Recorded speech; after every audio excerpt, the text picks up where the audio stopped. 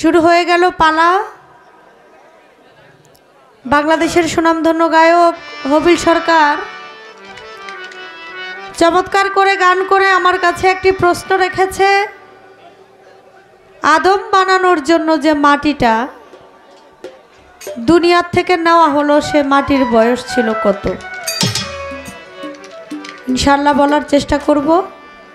একটা গান করি, আপনারা সকলেই একটু মনোযোগ সহকারে, যেহেতু পালা গান, পালাটা একটু মনোযোগ সহকারে শুনতে হবে। তো আমি চেষ্টা করি একটা গান রাখার জন্য।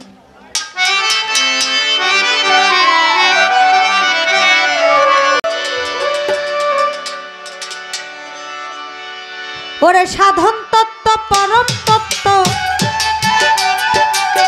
সাধন তত্ত্ব পরম তত্ত্ব, জ্ঞান তত্ত্ব জ্ঞান বিজ্ঞানে জ্ঞানী যেখানে মানুষ বড় হয় জ্ঞানে রে, আদম বড় হয় জ্ঞানে জ্ঞানী যেখানে। ওরা সাধন তত্ত্ব পরম তত্ত্ব,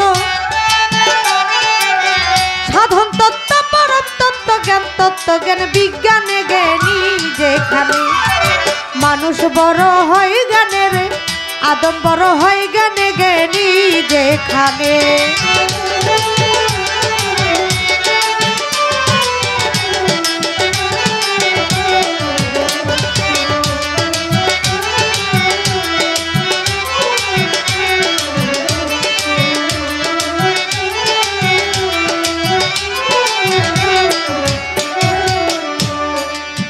খুলিয়া দেখো আল কোরআন, সাক্ষী তার পবিত্র লোকমান, হেকিমর্থ হইল জ্ঞানী হেকমতে বিজ্ঞান।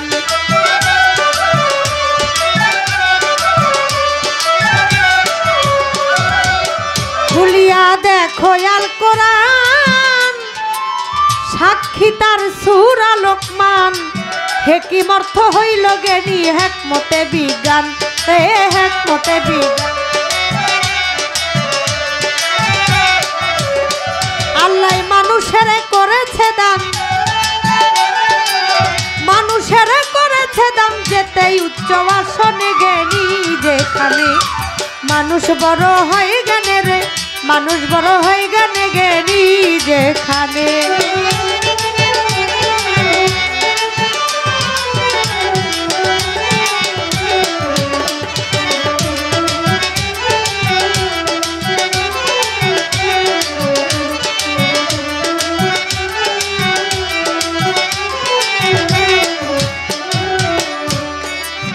মানুষ হয় ফেরেশতার উপর, শুধু তার জ্ঞানেতে নির্ভর। একদিন আল্লাহ জিজ্ঞেস করে আদম ও ফেরেশতার ভিতর রে ফেরে।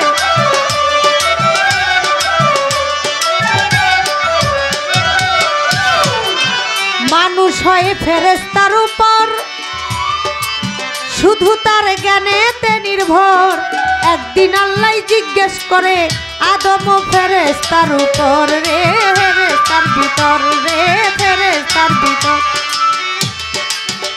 ওরে ফেরেশতাই জানে নাই উত্তর, ফেরেশতাই দিল নাই উত্তর, উত্তর দিল আদমে জ্ঞানী যেখানে মানুষ বড় হয় জ্ঞানে রে, মানুষ বড় হয় জ্ঞানে জ্ঞানী যেখানে।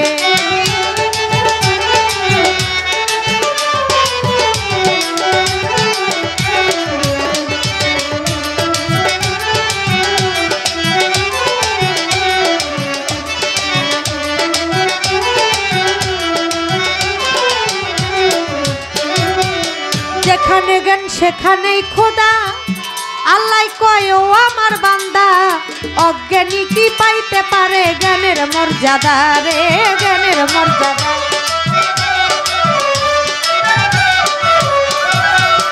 যেখানে জ্ঞান সেখানেই খোদা, আল্লাহ কয় ও আমার বান্দা, অজ্ঞানী কি পাইতে পারে জ্ঞানের মর্যাদা রে, জ্ঞানের মর্যাদা।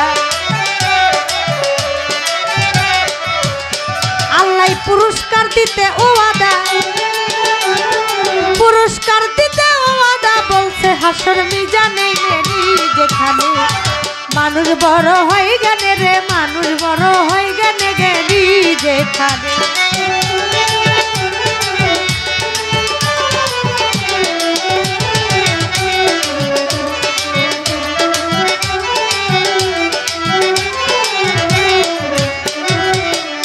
সাধন করে হইল আউলিয়া, দেখো তার অর্থ খুঁজিয়া। আউলিয়া অর্থ হইল জ্ঞানী, জ্ঞানে আউলিয়া রে।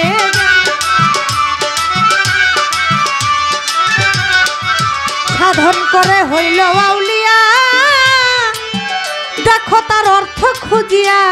আউলিয়া অর্থ হইল জ্ঞানী, জ্ঞানে আউলিয়া রে।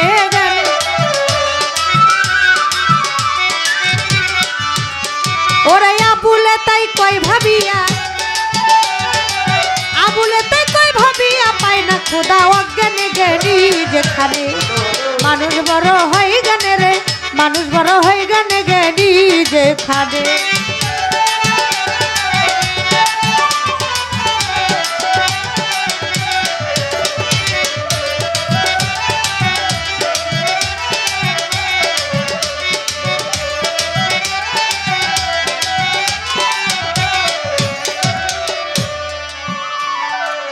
ধৈর্য ধরে নীরব থাকেন সবাইকে জানাই। নূর সৃষ্টি আদম সৃষ্টি গান গাইবই আমরা দুইজন ভাই। এইভাবে যদি আপনারা থাকেন একটু নীরব, নীরব থাকলেই মনের কথা বলা হবে সব। আর যদি মাঝে মাঝে কথাবার্তা হয়, কথা কানে আসলে কি বিচার গানে মজা রয়। বসে বসে হাত তুলিয়া করলেই একটু দোয়া, আপনাদের দোয়া পেলে হবে রে গান গাওয়া। যেভাবেতে প্রশ্ন করে আসরের ভিতরে, ভুলি নাই কথায় আমার মনে পড়ে। আমার আল্লাহ পাক পরওয়ারদিগার,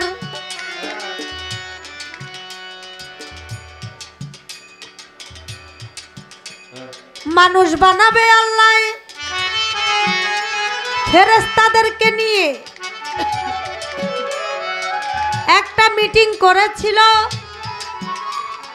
আল্লাহ বলে ও ফেরেশতারা, আমার বলতে হলো আমি মানুষ বানাবো, দুনিয়াতে সৃষ্টি করব। তোমাদের জানাই মাটি ধারায় আদম বানাবো, তোমাদের বুঝাই। ফেরেশতারা বলে আল্লাহ পাক পরওয়ারদিগার, মানুষ বানানোর আছে কি দরকার? আমরাই তো আপনার ইবাদত করার জন্য যথেষ্ট। এই আদম সৃষ্টি করার আগে আল্লাহ আরো 4 জাতিকে সৃষ্টি করে দুনিয়াতে পাঠাইছিলেন। তারা কিন্তু কেউ মাটির তৈরি ছিল না। হারিজ মারিজ জিন অসুর, এই 4 জাতিকে সৃষ্টি করে আল্লাহ দুনিয়াতে পাঠাইছেন। তারা কি করছে? মারামারি করছে, কাটাকাটি করছে, আল্লাহর নাম ভুলে গেছে। আল্লাহ তাদেরকে আবার ধ্বংস করে দিছে। তো ফেরেশতারা বলে আল্লাহ আবার এই মানুষ সৃষ্টি করবেন, মানুষ বানাবেন, দুনিয়াতে পাঠাইবেন। তারা ওই 4 জাতির মতো মারামারি কাটাকাটি হানাহানি করবে।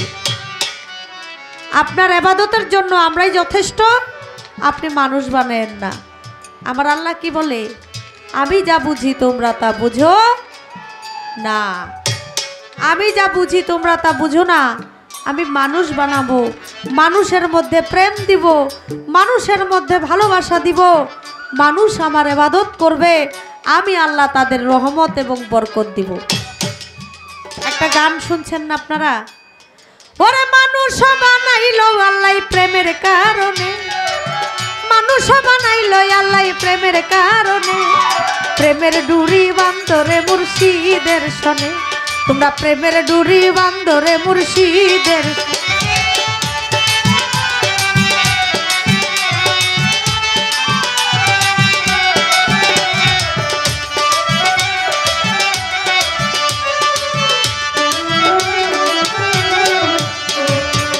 না ছিল আকাশ জমিন, না আসিল রাত্র আর দিন।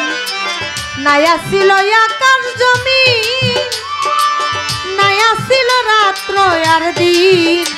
আল্লাহ নিছুরুতে বানায় মানুষ, দেখো কোরআনে। আল্লাহ নিছুরুতে বানায় মানুষ, দেখো কোরআনে।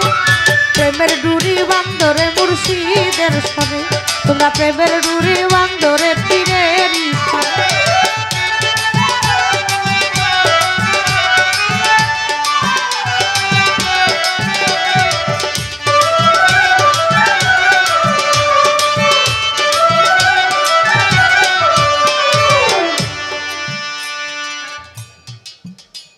আল্লাহ পাক রব্বুল আলামিন ফেরেশতাদেরকে বলল,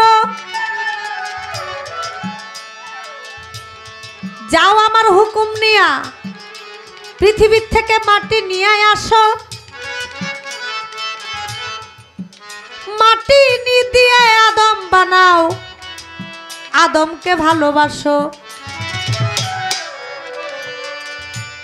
ফেরেশতা বলে, পৃথিবী তো ছোট না বড়, কোন জায়গার মাটি আনবো?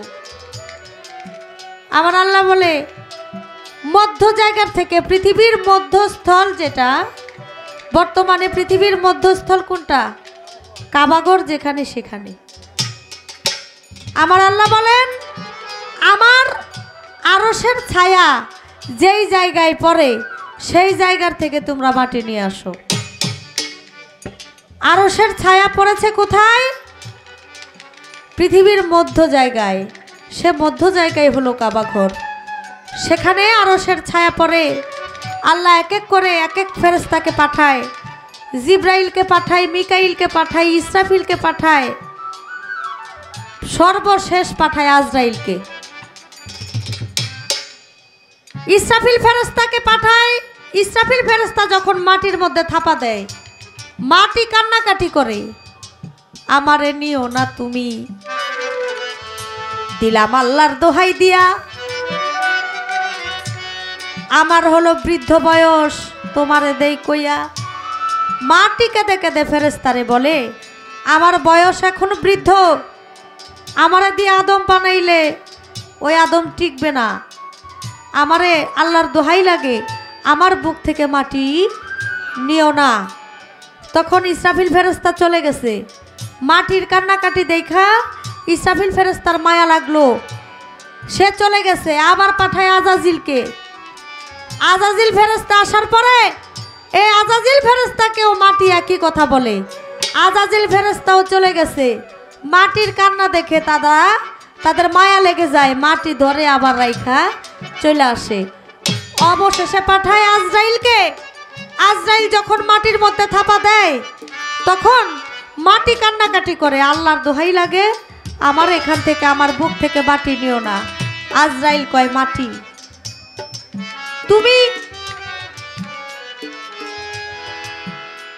তুমি যেই খোদার দোহাই দিতেছো, সেই খোদাই আমারে পাঠাইছে মাটি দিতে। তুমি আল্লাহর দোহাই দাও, আমি তো আল্লাহর হুকুম ছাড়া আসি নাই, আমি তোমার বুক থেকে মাটি নিয়েই ছাড়বো। এই যে মাটিটা থাপা দিয়া নিছে, আজরাইলের তখন দয়া মায়া লাগে নাই। মাটির কান্না দেখাও আজরাইলের এক বিন্দু মায়া লাগে নাই। এই জন্য তো আমরা হলাম মাটির মানুষ, আমাদের জান কবজ করার জন্য আজরাইলই পাঠায়।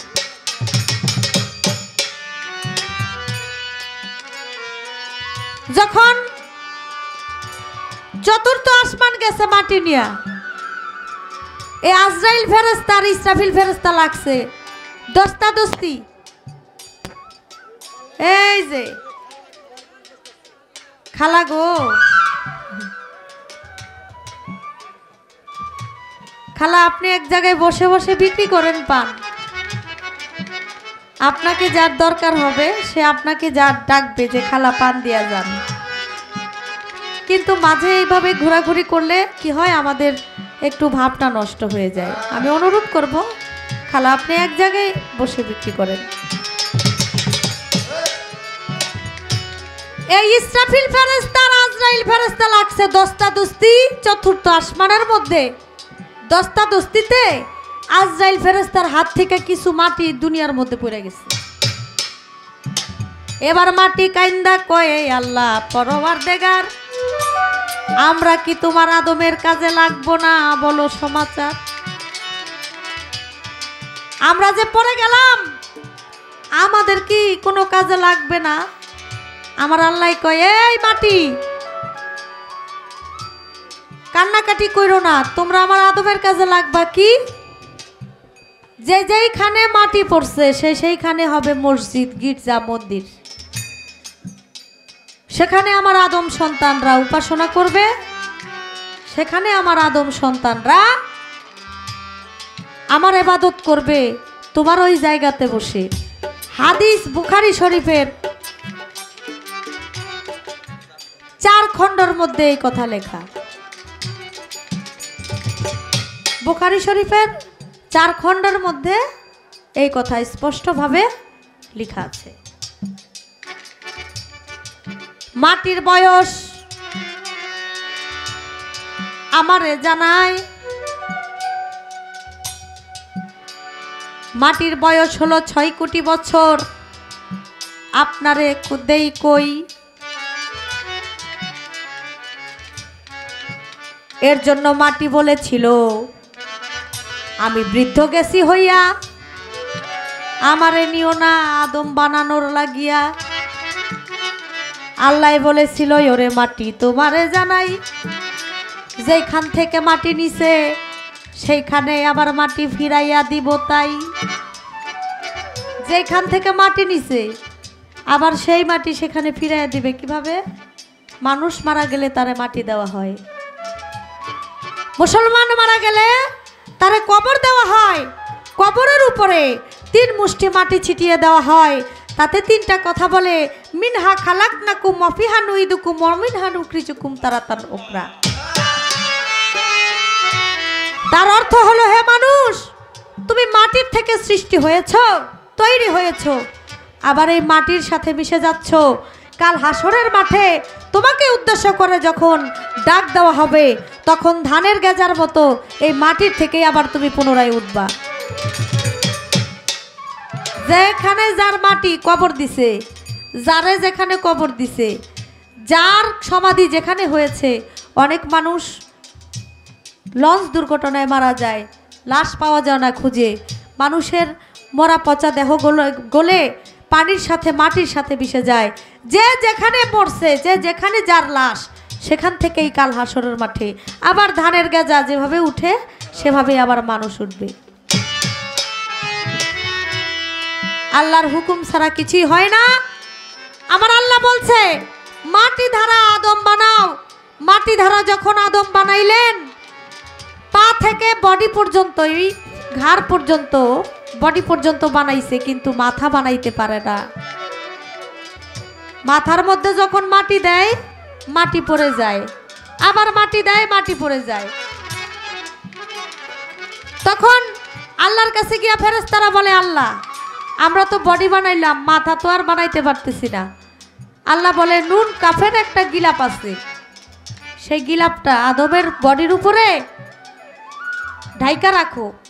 ওই গিলাপ দিয়া যখন ঢাইকা রাখছে, 70,000 বছর পর ওই গিলাপ যখন উঠাইছে, দেখে এখানে কুদরতি এক মাথা লেগে আছে। সুবহানাল্লাহ।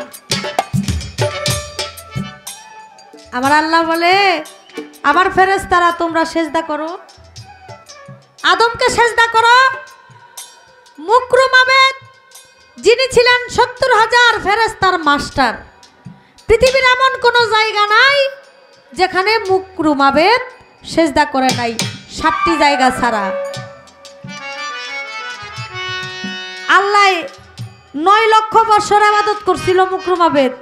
আল্লাহ তার প্রতি এত খুশি হয়েছিল, তারে ফেরেশতাদের মাস্টার বানিয়ে দিছে।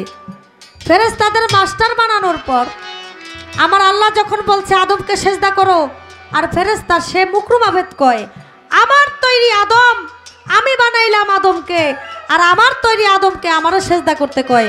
আল্লাহর কথা অমান্য করলো, বলল আমি আদমকে সেজদা করব না।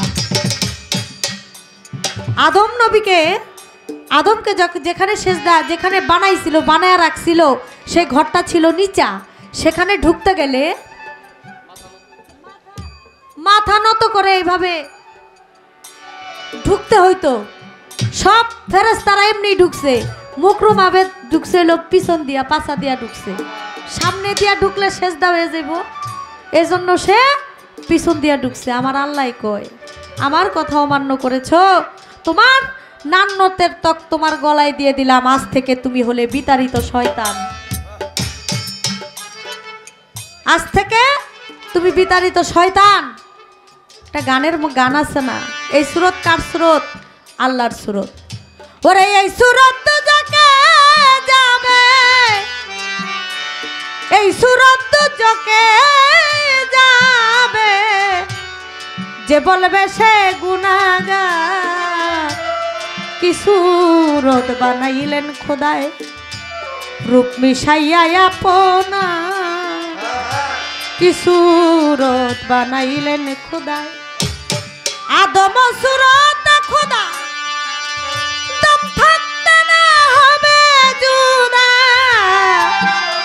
আদম সুরত খোদা দম থাকতে না হবে জুদা কে বা আদম কে বা খোদা কে বা আদম কে বা খোদা কে করিবে কার বিচার কি সুরত বানাইলেন খোদায় রূপ মিশাইয়া আপনা কি সুরত বানাইলেন খোদায় আদম সুরতের মাঝে তুমি আছো তোমার কাজে আদম সুরতের মাঝে তুমি আছো তোমার কাজে বানাইলেন না বললেন নিজে বানাইলেন না বললেন নিজে লীলা বুঝা হলো ভাই কি সুরত বানাইলেন খোদায় রূপ মিশাইয়া আপনা কি সুরত বানাইলেন খোদায় এই মানুষের যত আকার এই সব তো আল্লাহরই রূপ আল্লাহরই চেহারা মনে রাখবেন মানুষের চেহারা আল্লাহর সুরত কখনো দুজকে যাইতে পারে না যায় কার পশুর যে যেমন কর্ম করবে তার চেহারাটা ওই রকমই হবে মানুষ হয়ে যদি কেউ পশুর মতো আচরণ করে অমানুষের মতো আচরণ করে মনে রাখবেন এই সুরত সেদিন তার থাকবে না সে যেমন যে যেমন কর্ম করবে তার চেহারা সুরত ওই রকমই হবে পশুর সুরত দুজকে যাবে মানুষের সুরত কখনো দুজকে যাবে না মুরব্বীরা ছোট পোলাপানে বাচ্চারা যদি অপরাধ করে কয় ওরে পিঠের মধ্যে দুইটা দে ওর চেহারার মধ্যে মারিস না কেন এই সুরত আল্লাহর সুরত এই চেহারা দেখলেই তো মানুষের মায়া হয় বাবা কত সুন্দর আল্লাহ এই চেহারা দেখলে মানুষের প্রতি ভালোবাসা হয় মানুষের প্রতি মায়া হয় এই চেহারা তো আল্লাহর কুদরতি চেহারা যাক চলে যাক বেশি কথা আমি বলিব না আর নূর সম্পর্কে আমার একটু জানিবার দরকার আল্লাহ পাক রব্বুল আলামিন সৃষ্টি করে নূর আউয়ালু মা খালাকাল লামিন নূরি আল্লাহ সর্বপ্রথম নূর সৃষ্টি করেন আর এই নূর সৃষ্টি করে আল্লাহ একটা পাত্রে রাখছিল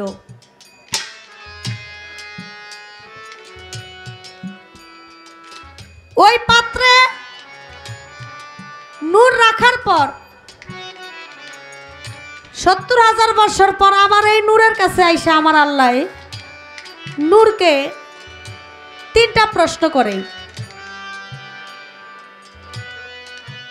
তারপর আবার যায় ৭০,০০০ বছর আবার ৭০,০০০ বছর আইসা পরে আইসা আল্লাহ আরো 2টা প্রশ্ন করে 2 প্রশ্ন করার পর আমার আল্লাহ কয় এমনে তো কাজ হইব না তখন এক পাত্রে ওই পাত্র থেকে আবার আরেক পাত্রে নিছে আরেক পাত্রে নিয়ে রাখে আমি আপনার কাছে জানতে চাই নূর সৃষ্টি করে যে পাত্রে রাখলো সেই পাত্রের নাম কি আর এই পাত্রের মধ্যে ৭০,০০০ বছর রাখার পর আয়েশা 3টা প্রশ্ন করলো 3টা প্রশ্ন কি করলো আর ওই নূর উত্তর দিল কি তারপরে গেল আবার ৭০,০০০ বছর আয়েশা আবার আরো 2টা প্রশ্ন করলো 2 প্রশ্ন করার পর আরো 2টা উত্তর দিল নূর নূরের জবাব শুনে আমার আল্লাহ সন্তুষ্ট না হয়ে ওই পাত্র থেকে আরেক পাত্রে রাখলো কারণ ছিল কি সেই পাত্রের নাম কি